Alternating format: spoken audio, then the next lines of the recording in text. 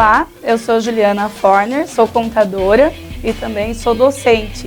E hoje estou aqui, no ACIL Qualifica para falar um pouquinho com vocês, empresários principalmente, para quais as obrigações que nós precisamos ficar atentos nesse inío de ano. Juliana, já é fevereiro, mas ainda dá tempo da gente resolver, tá bom? Então vamos lá. Esse início de ano, um dos pontos importantes para você, empresário, verificar é o regime tributário. Na verdade, se a gente tiver uma contabilidade recorrente, nós já estamos prestando atenção nisso lá em novembro e dezembro, quando eu vou fazer meu planejamento estratégico. Não conseguir, dá tempo ainda da gente tentar se organizar. Se não conseguir agora, eu me organizo em 2023 para colocar em ordem em 2024. E aí, quando eu falo de regime tributário, o que é, Ju? Então, existem 3 regimes tributários. O Simples Nacional. Dentro do Simples Nacional, nós temos o benefício do MEI, que é o microempreendedor individual. Tem o lucro presumido e também o lucro real, tá? E aí eu vou falar agora um pouquinho para vocês o que diferencia um do outro e por que seria vantagem ou não. Mas como que nós vamos analisar? Isso depois com os dados, com o seu contador, com os números que você tem já da sua empresa. E você que pretende abrir, isso também é muito importante, porque dependendo do regime tributário que você escolher, de certa forma, aí com o seu contador, pode ser que às vezes você vai acabar pagando mais imposto do que devia. Então, por isso que é muito importante, na abertura, eu analisar realmente, conforme a minha atividade, a minha previsão de faturamento, qual é o regime ideal e, quando eu já estou em processo, se há necessidade ou não de mudar, para que eu consiga reduzir a minha carga tributária. Redução de carga tributária é caixa, Por isso que a gente precisa ficar atento, tudo bem? Então, vamos lá. Relembrando aqui, antes de a gente falar de regime tributário, algumas obrigações acessórias. Na contabilidade, que a gente fala obrigações acessórias, são as obrigações que nós devemos informar para o governo. Nós precisamos transmitir ela para que o fisco, então a gente entra lá, o fisco estadual, ou federal, ou municipal, ele quer saber das nossas informações, ele quer saber da nossa movimentação. Então é através dessas obrigações acessórias que nós temos que transmiti-las. Nós temos obrigações acessórias todos os meses, mas também temos as anuais, que começam a partir de agora, Então, para você, MEI, o microempreendedor individual, fique atento, você tem a declaração do CIMEI, tá bom? Essa declaração até maio, mas o que a Juliana orienta? Já vai atrás, Procura um contador para te orientar e já começa o ano redondinho lá, já tira suas dúvidas e verifica. Às vezes o CIMEI você já está mudando para o Simples Nacional e você não sabia. Então é melhor a gente antecipar, tá? E só um spoiler, hein? O MEI tem que ficar atento que pode ser que você precise transmitir declaração de imposto de renda da pessoa física. Não é o tema hoje, mas já estou te dando uma dica, fica atento, MEI, que pode ser que você precise também transmitir a sua declaração de imposto de renda, tá bom?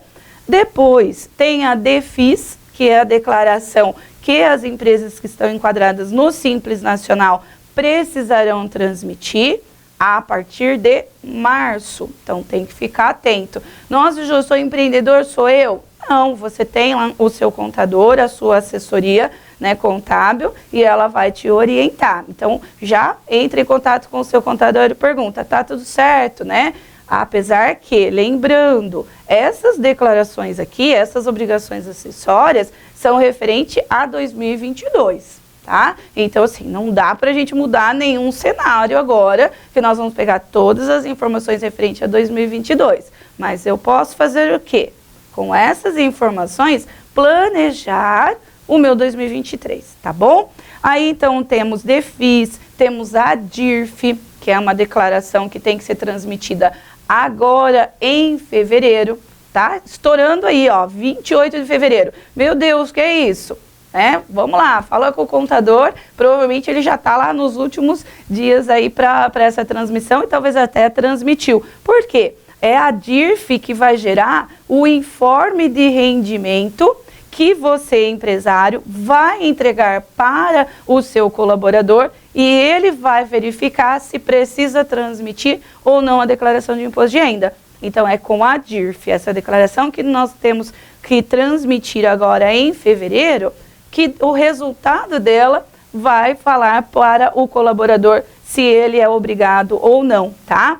Também aqui eu estou falando da DIRF, que são para todas as empresas, é num geral. Tá? Mas, por exemplo, uma imobiliária, ela tem a DIMOB para transmitir, tá bom? E aí os médicos, tá? Médicos também precisam entregar a DIMEB. Estão vendo? Olha, gente, poucos minutinhos aqui, o quanto de obrigação eu já estou falando para vocês, né? Mas isso tudo, como eu falei, com uma boa assessoria contábil, o seu contador já está alinhado com isso. Mas o que eu faço? Só pergunta para o contador, né? Tá tudo certo? Precisei enviar as informações, não enviei, tá? Então, lembrando, então agora em fevereiro, DIRF para as empresas que têm funcionário, tá? Então, as empresas que têm funcionário precisam transmitir, as empresas que pagaram um aluguel, né? Então, você tem o seu contrato de locação lá, tem as informações do pagamento de aluguel e também você que utiliza a maquininha de cartão,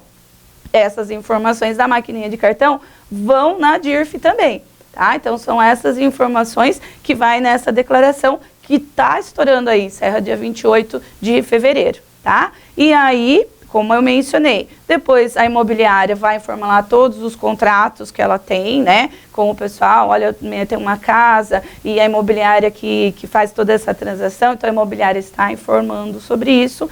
E os médicos, eu fui lá no oftalmo, fui no dentista, ele me deu um recibo. Por quê? Esse recibo depois eu vou colocar lá na minha declaração de imposto de renda, então o médico tem que falar que você pagou para ele.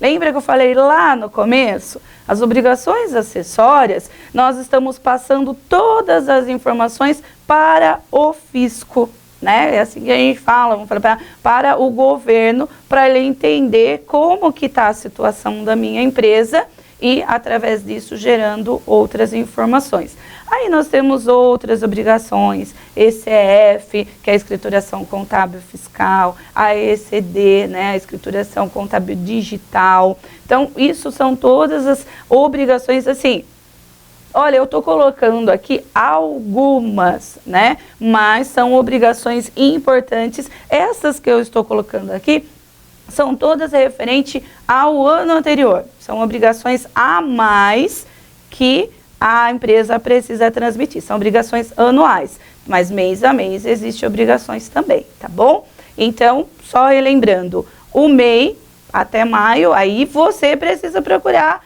um contador, né? Agora, se você tem o conhecimento, você transmite lá a sua declaração. As outras, aí se você tem uma contabilidade recorrente, o seu contador já está aí alinhado com o prazo e tudo que ele precisa transmitir, certo? Então aí eu falei lá no início sobre o regime tributário. Então eu vou dar uma prévia bem simples mesmo do que é cada regime. E aí você vai ver, poxa, Ju, eu tenho uma empresa e ela está no Simples Nacional. E aí, o que é esse Simples Nacional, né? De simples só tem o nome, né? Então, olha, mas eu quero uma empresa no Simples. Simples é só o nome, porque ela tem, assim, alguns quesitos que a gente precisa alinhar, né? Olha lá, já estou começando aí. Simples Nacional, legal, mas ele tem 5 anexos e 5 combinações. O que é isso, Ju? Trouxe um modelinho, um exemplo lá para você. Conforme a sua atividade, tá?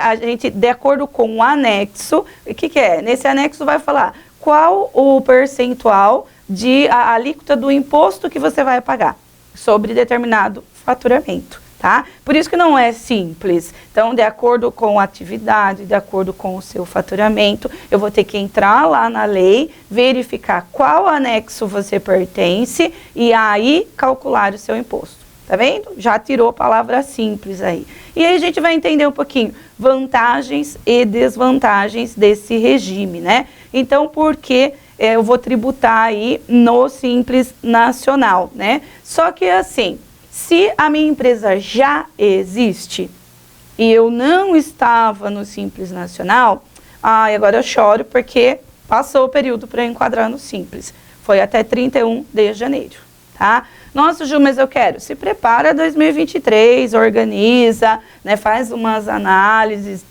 de planejamento tributário mesmo, né? E aí, em janeiro de 2024, você faz o enquadramento, tá bom? Então, sempre que eu mudo o regime tributário, ou seja, mudo a minha forma de tributar, de calcular os impostos, por isso que eu falei, lembra do MEI? Em janeiro, tudo eu peço para fazer em janeiro, tá bom? Então, o enquadramento das empresas do Simples Nacional terminou lá em 31 de janeiro. Mas, está tudo perdido? Não. Em 24 você pode se enquadrar, tá bom? A origem dessa lei, um pouquinho lá, né, professora, gosta de trazer a origem, então tá lá a contadora, saiu o contador entrando a professora aqui, né? O Simples, ele foi criado lá em 1996, novinho, né? Reformulado em 2007, e ele pode garantir uma baixa carga tributária e maior praticidade de arrecadação. Então, no primeiro momento, quando a gente fala do Simples Nacional, o primeiro ponto que a gente imagina é isso, é baixa carga tributária. Mas, olha, dica, nem sempre o Simples Nacional é vantagem. Como que eu vou saber? Aí você precisa de um planejamento tributário, um especialista que vai analisar todos os seus dados e vai falar se realmente o Simples Nacional vai te dar uma baixa carga tributária, tá bom?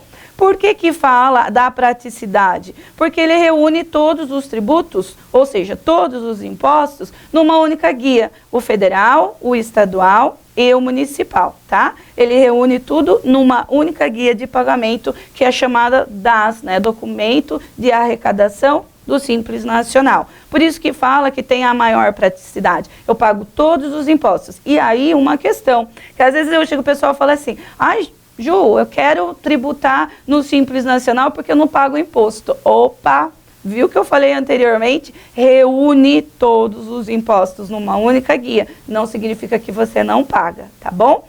Então, olha lá, para facilitar, né, para o pequeno empresário, acaba fazendo-se isso, né? Em vez de calcular o imposto individual, a gente gera numa única guia, tá bom?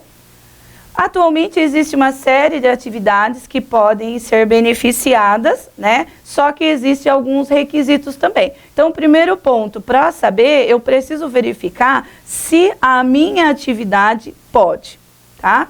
Várias atividades? Sim, mas aí eu preciso ver, tá bom? E outra questão, o faturamento bruto. Então, eu preciso verificar se a minha atividade permite, tá?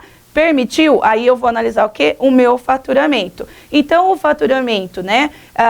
Aí eu coloquei aqui, ó, antes era 3.600.000 e agora para 4.800.000 por ano. Por quê? Uma das coisas que as pessoas esquecem de analisar, né? Tanto o empresário e às vezes o contador, tá?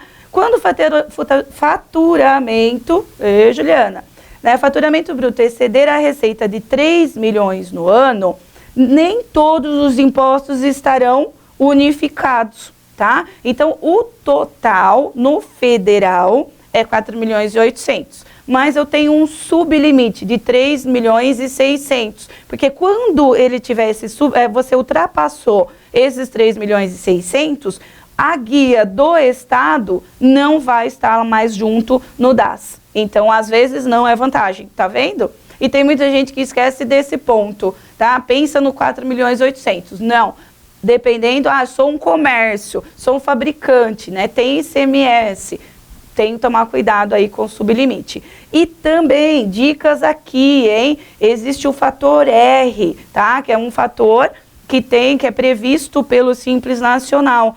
Quem que tem que ficar atento a isso? Prestador de serviço. Porque se você não fizer a análise correta, você vai pagar mais imposto, tá bom? Então, essa alteração, ó, em 2018, né, foi a criação do cálculo para encaixar o empresário em um determinado anexo. Outras palavras, né, o empresário que tem muitas despesas operacionais pode se beneficiar do anexo. Então, a gente vai falar assim, ó, então, normalmente, dependendo do prestador, anexo 5. Se eu tiver despesas operacionais, anexo 3. Fala a minha língua. Anexo 3, olha lá, se eu faturar posso começar a pagar um imposto em torno de 6%. Escritório de contabilidade, agência de viagem, instalações de máquinas, atividades de mercado digital, youtubers e em várias situações aí dão um prestador de serviço. Tá vendo que eu estou falando de prestador de serviço? Então, se você não fizer uma análise correta, não é milagre, tá? Não é milagre. Se você não fizer uma análise correta, você, ao invés de pagar 6%, você vai pagar 15,5%. Tá vendo? Não precisou de uma muito especialista não, né? Mas alguns pontos acabam passando. Presta atenção aí você, prestador, tá? Às vezes você está pagando 15,5% e você poderia reduzir isso pela metade. Dica da Juliana aí, hein? Dica da Juliana Forner para você. Prestador, presta atenção, faça essa análise lá junto com o seu contador, que pode ser que às vezes você está tributando lá, pagando 15,5% e você poderia pagar 6%. Por quê? Por causa do bendito aqui, fator R, tá? Então, isso que a gente precisa analisar dentro do Simples Nacional, certinho? E aí, então, o que eu falei lá, vantagens e desvantagens do Simples Nacional. Então, é mais, ó, tem o fator R, que a gente precisa analisar, dependendo da atividade, eu posso enquadrar. Se eu tiver dentro daquele faturamento do 4.800.000, não perdendo de vista os 3.600.000, e a cereja do bolo, a parte previdenciária você vai recolher só dos colaboradores, não tem a parte da empresa. Aí que é uma cereja. Então, eu vejo a parte tributária, mas eu não esqueço da previdenciária. Certinho? E aí, qual outro, Ju? O lucro presumido, tá? Olha lá. Saímos lá que era tudo unificado, tudo numa única guia, tá bom? Agora eu vou recolher separadamente. Lá no Simples Nacional, eu tinha tudo centralizado, agora é separado. Lá no Simples Nacional, eu pagava o meu tributo, o meu imposto sobre o meu total de faturamento. Eu faturei X, pego lá naquele anexo, vejo qual é o percentual e faço o cálculo do imposto. Não é bem simples assim, tá? Mas é mais ou menos o raciocínio, tá bom? Eu saí do Simples Nacional, as obrigações acessórias, elas vão mudar, né? E vão, assim, trabalhar totalmente diferente do raciocínio que estava. Olha lá. Do lucro presumido, poucas restrições, né, para participar, e só que você precisa ter um perfil específico. Lá no Simples a gente falava de até 4.800.000, né? Aqui ele vai falar assim, ó, você pode ir um pouquinho mais que isso, né? Então o lucro presumido considera-se um faturamento de até 187.500 por trimestre. E quando a gente falava do Simples Nacional, a gente jogava aí 400.000 por mês, né? Então dá uma mudançazinha aí. Só que aí, lembra que eu falei daqueles anexos? Que um podia pagar 6 e outro podia pagar 15? No lucro presumido, ele já coloca lá 11,33% da parte federal mais o ISS, que pode variar de 2 a 5. Por quê? Depende do seu município, tá bom? Então, ele resulta numa alíquota de 13,33 a 16,33, tá bom? E lá no Simples, varia de 4 a 19, de acordo com a faixa de faturamento. Tem alguns que chegam até 30%, tá? Então, do modo geral, o que seria aí? No lucro presumido, eu poderia pagar de 13,33 até 16% sobre, né, o faturamento, e no Simples Nacional 4,5 até 19. Nossa, Ju, então o Simples não tá barato ali, né? Olha só, nessa visão aí, no presumido eu já vou pagar menos. O que eu tô lá no Simples Nacional? Calma, hein? Como eu falei, você precisa de um especialista do contador para te orientar, pegar seus números e ver se realmente é vantajoso, certinho? E por fim, acabando aí, né? Nossa, o que é isso? O lucro real, tá? Aí o lucro real são calculados após a verificação do lucro líquido da empresa, né? Em cada ano fiscal. E tem os abatimentos previstos. Vou falar, gente, é assim, eu falo que o lucro real é a verdadeira contabilidade, tá? Porque o Simples Nacional, eu vou calcular sobre o meu total de faturamento. tá? Não é seu lucro, é seu total faturamento. Você faturou 100 mil, é sobre os 100 mil que vai pagar, sem dedução nenhuma. Só que você pagou funcionário, você teve as despesas, não tem como abater. No lucro presumido, tá vendo? Lucro presumido, você vai ter uma presunção que você tem um determinado valor de lucro, já presume, mesmo que você não tenha, você já paga sobre aquilo ali. Depois, no fechamento, a gente vê se realmente você teve tudo, ou pagou a mais ou não. Agora, o lucro real, o que acontece? No lucro real é receita, ou seja, aquilo que eu recebi, menos as minhas despesas e o meu custo, o que sobra é lucro. E sobre o lucro, eu faço o cálculo do imposto. Então, se eu tiver lucro, eu pago o imposto. Se eu não tiver lucro, eu não pago o imposto, tá? Mas lembra da cerejinha do bolo lá do Simples Nacional? Que no Simples Nacional eu não pago a parte previdenciária referente à empresa, só do funcionário? Lucro real e lucro presumido paga no mínimo 27,5% da parte previdenciária. O que é isso, Ju? Além de pagar o INSS dos colaboradores, você vai pagar no mínimo, estou falando aí desses 25, 27% sobre o valor da sua folha de pagamento. Por isso que você não pode analisar só a parte de imposto, você tem que analisar a parte previdenciária, porque senão é um tiro no pé. E o lucro real, lembra que eu falei que do Simples tinha algumas obrigações? Bancos são obrigados a estar no lucro real, tá? Seguradoras e todas as empresas com receita bruta anual maior que 78 milhões. Obrigatório. Ah, então eu não sou obrigada, eu não posso no lucro real? Sim, se fez uma análise e vai compensar, manda ver, tá bom?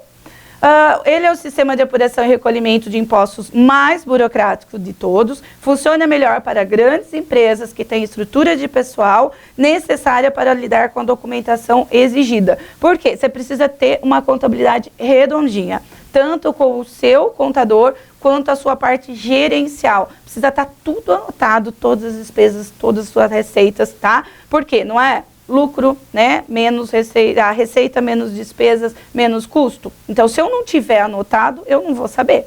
Quem tem um custo operacional muito alto é uma margem de lucro, e uma margem de lucro pequena, a melhor opção é o lucro real, tá?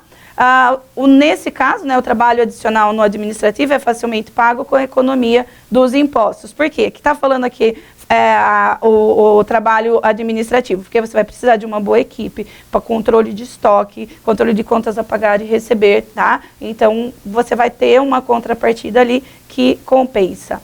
A maior diferença entre o presumido e o lucro real, o imposto é diretamente ligado ao lucro da empresa. Se a empresa está operando com prejuízo, por exemplo, ficará desobrigada de recolher os impostos que incidem sobre o lucro, tá? Então, bem aí, acredito que foi rápido, né? Mas eu acho que deu uma clareada daquilo que é importante. E dica, gente, procura um especialista, um contador que entenda bem sobre cada regime. Gente, aqui eu falei o genérico do genérico, tá? Então, nossa, bom, então eu vi lá, Ju, que no lucro real, se eu tiver prejuízo, eu não vou pagar imposto. Ah, então agora eu vou falar com o meu contador, porque eu estou tendo prejuízo e quero o lucro real. Não é assim, tá? Ah, e lembra, Simples Nacional é o que eu pago menos imposto. Também não é assim, tá? Então, no início do ano, a gente sempre senta e analisa, através dos dados já